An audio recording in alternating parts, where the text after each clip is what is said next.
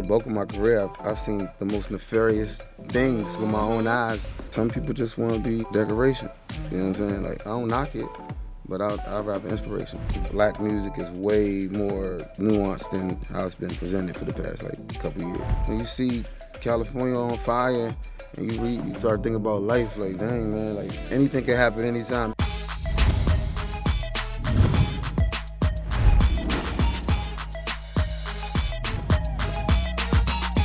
And we're back with another episode of BET Talks. I'm your host, Miabelle, and our next guest needs no introduction. But if you must know, he blessed us with albums like Ambition, The Gifted, Wow, That's Crazy, the album About Nothing, Forlorn 1 and 2. And now he's back with a set of new experiences and here to celebrate Everything Is a Lot. Wale, welcome to the show. How you doing? Thanks for having me. Of course. Thank you for being here. I am a true Wale fan from the core. You helped me get through college, so thank you for that. Thank you. Appreciate it. And now we're going to celebrate you and this album, but we're going to start off with the game. Is that okay with you? Mm-hmm. It's called This or That. This is just a, temperature check, see where you at with it. And of course, I'm going to start with Afrobeat or Go-Go. You tell me which one you pick and why. Or. Mm-hmm. I'm gonna pick Or. Oh, that's a tough one? I can't pick. Mm-hmm. They changed my life forever. Okay. Now, when it comes to sitcoms, Martin or The Jamie Foxx Show? Martin. Why? He's from D.C. That's a great one. Now, we're really here to celebrate you and the project, of course, which I have so many questions about because it's like reading your diary, It's been 4 years, so I really want to hear where your head is at when it came to making the project. I mean, I didn't let too much influence me as far as the industry stuff. I just really just wrote about what I'm going through, my life since the last project, on a deeper level, on a more transparent level with my fans or whoever listen to it. It's like you really just getting what happened, where my mind been at. In the last 4 years. Yeah. Now, one thing about your supporters, you can drop and within a week they're asking you where's the next one. Yeah. What would you say through this project has really shifted where you're gonna go next? I don't know. I just I'm in the wind, I get up, make the music, and kind of just figure it out. I don't know. There's a lot with this album that it's definitely a time for me to figure out the next big thing, but I really don't know. Most times I got to figure it out. What'd you find out about yourself making this project? Man, I spent a lot, way too much time by myself, and it put me some places that I don't normally go with what I'm saying on a lot of these songs, so for better or worse, but I had to take myself to a certain place. Even when I was done, I had to touch grass. You know what I'm saying? I was really putting all that in there. So, for better or worse, we're gonna see how y'all feel about it. Do you ever feel, after recording especially, do you ever feel like you gave us too much? Damn, they're gonna hear this and know everything that's happening in my mind because you get raw. As an artist, I think we kind of got to. There's also parts that you keep to yourself a little bit, but there's a ways around. You know what I'm saying? Because everybody needs their own their piece, they part away from this thing. So yeah, I can talk about things, but I can also keep a lot of stuff where they need to be. Yeah, private. Now let's talk music, because on this project you give us a lot. You kick it off with Conundrum, and just the title in general, Confusion, just so much going on. Talk to me about that and why you started the project off with it. I was, it's really what it is. My baby mother told her new husband she had to move on. And I was like, wow. Then hallelujah, because he's first oh, damn. Then you oh. Then you reflect I get it. You know what I'm saying? She's trying to be a wife and we've been fighting for too long. That's the price of this life. I pray for guidance and coupons, because the life is it not only monetarily but spiritually, energy-wise, psychologically, it zaps you. Right. And I know I'm not trying to argue with this about my child mother. She can, you know what I'm saying? This is a difficult ride to be a part of. So. Hallelujah. And it also lets the listener know, okay, I took a step back from everything and just relearned a lot about myself in the dating world and balancing my career with, with my family life and all of that stuff. Mm-hmm. Yeah. Of course. And as a fan, I'm always listening to kind of see where you are with your life. And when I initially heard Where to Start, I said, Wale's in love? That could be just a really great writer, right? That too. Yeah. But just the spirit of love in general and just hearing you speak in that nature. It's optimistic. Yeah. And that is so important, I feel, especially coming from you, because you've given us both ends, optimism and a little pessimism too. A lot of pessimism. Uh-huh. There's probably some arrested development with me in a romantic level because the bulk of my career, I've seen the most nefarious things with my own eyes. Like I seen things, like, you know what I'm saying? Like you've seen everything. With how women, or both, everybody act, you know what I'm saying? So it's a little bit like, okay, do I want to jump in the water, like lower this guard, like, and then be sick about it for like a year, like, dummy, you big dummy, why you go waste your life for this person? And It's like that. So it's a little nerve-wracking jumping back in that water, but when you see California on fire and you start thinking about life, like, dang, man, like Malibu's really on fire, like anything can happen anytime. Maybe that was the sign for me to start like reassessing like how I look at love and relationships and stuff like that. So that's where the start came from. Right. And I'm sure you don't want to go through all of this life alone, especially with all these things happening. It's crazy because it's hard, because like what we do, you just like need a rock, but it's kind of hard to find a rock. Like where you gonna find your rock at? You know what I'm saying? So it's like it's difficult, and it's also hard to let people in because it's like this industry not a lot of people understand. You know what I'm saying? So hopefully I figured out. Yeah, I think maybe you did, but I don't know. Now, another one for me, Mirror on the Benz. Yeah.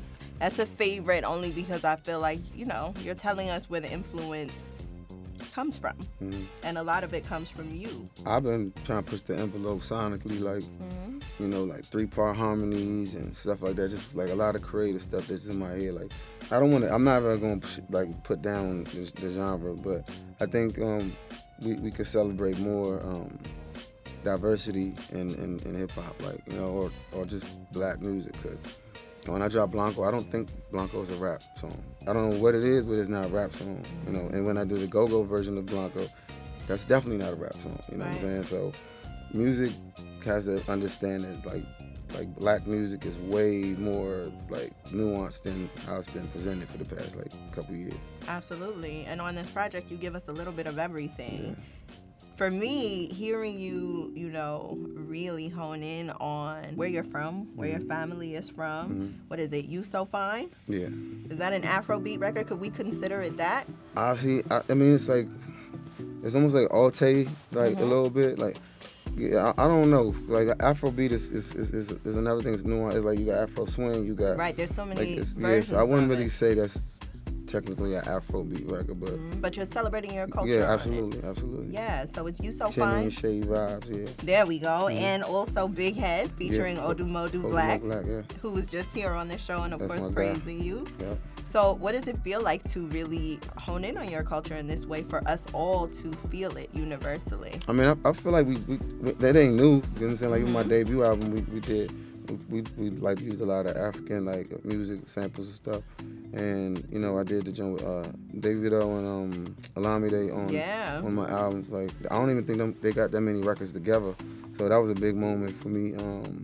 It's just like, I was in Nigeria and linked with Odumodu, like, and we just been cool, and it's just easy to work with. You know what I'm saying? TZ, all the Native Records guys, and Tinny. And Tinny family and my family from the same village in Nigeria. Wow. So, like, my mother knows her peoples, and she knows my peoples, like, it's deeper, like, you know what I'm saying? So, and she's, like, one of the most talented, like, artists that I know. And, Shay vibes, like, we just linked. We met at, we bumped into each other at H. Lorenzo in Cali, like, and then we just locked in, and then he pulled up to the studio, and the rest is it. Yeah. How was it going back home to Nigeria? It was cool. It's a lot, though, for sure. Like, because the village is real, it's like primitive. It's not really much. Like, you're lucky like that. The lights can go off any month. Like it's really, hard times. Like, it's village. Like you know what I'm saying. But, that we got a lot of family there, so we go. You know what I'm saying. And then we go to Lagos. It's cool. Lagos is a good time. Like the love and respect for my family and the village is really high. And the love and respect for me and Lagos is really high. So there's a deep connection there for sure. Yeah. You end the project with Lonely. I wouldn't consider that a hip-hop record. I would consider that you just giving us your feelings in another way. Talk to us about Lonely. You talk about all the debauchery that happens in the hip-hop business and like even just outside, like, I done seen some crazy stuff in clubs and just a nightlife, whatever. It's nothing out there, like, as far as, like, something real in a lot of entertainment cities. You feel me? Like, it's really the coldest place in the world is outside. People ain't operating on feelings. People ain't operating off, like, who you are. They operating off, like, transactional stuff, like, and that's where you find the most empty relationships. You know what I'm saying? Yeah. And so it's just like I'm just talking about a girl like that is obsessed with the nightlife, and like I'm cool because I'm a part of it because I make music for the nightlife. But if this is your life, what you're gonna be, you're gonna realize how lonely it is. At one point, you're gonna be like, dang, you know what I'm saying? So I'm saying, like, I'm on a flight, you in the club, you getting down on the floor, but you gotta run before you fly. Right. You know what I'm saying? Because you ain't getting on this plane, like, this your lifestyle, this how you move. So I gotta go, like, enjoy it. You know what I'm saying? Like, ooh, you gotta go. Yeah. That's kind of crazy to me. I mean, if that's what you want to do with your life, that's what I'm doing with my life. Right, you know it's the lifestyle. Yeah, some people just want to be like decoration. You know what I'm saying? Like, I don't knock it, but I'll have inspiration. I love that. Yeah. Okay. Social media is changing too. How are you like navigating just the changes in that and using it now to push? I have no idea what it's different, right? This algorithm thing, I don't know. And I think trying to figure it out, we all gonna go crazy. So it's just like I put it out and put it in God's hands. It's just like it is what it is. But my heart is on the record. You know what I'm saying? Like I put it there, and I can go to sleep at night knowing like I put it there. Somebody gonna find it. You know what I'm saying? It's gonna help somebody. Yeah. So I'm okay with it. And who's helping you? Who's helping you get through the rough days? I know you're also a father. I'm sure being loved in that way. I know that's right. That's probably the only person helping me get through. Now I got a small circle, and I'm really like my family really keep me like even killed. I gotta talk to my friends and family, but it's like I got a small circle. Yeah, that kind of keeps you going. Yeah. I think, you've been blessing us with just so much when it comes to music. And then we get the cool side of, like, WWE stuff, Walemania. Right. What's going on with that? Ain't nothing. It's done now, but it was fun while it lasted. We might bring it back, but it was cool. Like, I just wanted to do something that wasn't, like, that felt looser, that a lot of, like, my friends in the company could come to and not feel like they had to, like, sign a bunch of autographs and... it's just like a little variety show, something different. And of course, football season. I know you're a big football fan. Do you ever sit back like, I wish I went pro? Because you could have. A lot of my friends is playing or just retiring. Like, I'll be like, glad I didn't. I don't know. You know what I'm saying? But I definitely miss it though. I miss like playing and like, the smell of the grass, like the contact. Like I miss all of that, but. I mean, shoot, everything intact, so I'm blessed. What about new artists? Anybody sticking out to you these days? Odile, he hard. Leon Thomas. Oh yes, we love Leon Thomas. Sabrina Carpenter, I knew a little bit still. I like her music. I like that out. There's too many rappers, man. They coming out like, Baby Chief do it. Oh, okay. I like Baby Chief do it. Yeah, I like his music. Yeah, he's tough. Any advice that you would like to give artists that are in the midst of transitioning? Because you've transitioned so many times. It ain't gonna be like whatever it is. It could be super crazy motion right now. It won't be like that forever. It could be super like the bottom of the roster on some label. It ain't gonna be like that forever. This thing is constantly moving, and it's not. The worst part about it is not particularly fair. Right. In sports, if you strong, you fast, you catching the ball, you know your plays, you're gonna play. You could be the best rapper, best songwriter, best everything. and you still might not get your shot. And that's the harsh reality of this music business. It's opinion based, it's ego based, and it ain't always fair. So you gotta really love this. You gotta love making music. You gotta love writing and creating, because it's gonna be thankless more than it's gonna thank you. It is going to be thankless more than it You gotta thanks love you. it. Yeah, you gotta love it. Yeah, but that's also why we have you here today, to celebrate your legacy and everything that you've done in music, because it's definitely warranted in all ways. We thank you so much for everything. Is a lot, because it is a lot. Yes, it is. And you're walking us through it. Thank you. In the coolest of ways. That's Wale, y'all. BET Talks. I do not play about him, okay?